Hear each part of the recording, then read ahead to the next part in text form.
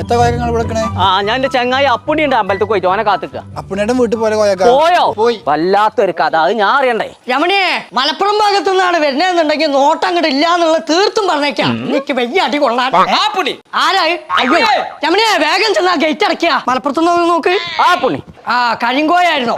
അപ്പുണ്ണി തുപ്പല്ലേ എന്തേ കാട്ടിയ ഇറക്ക്?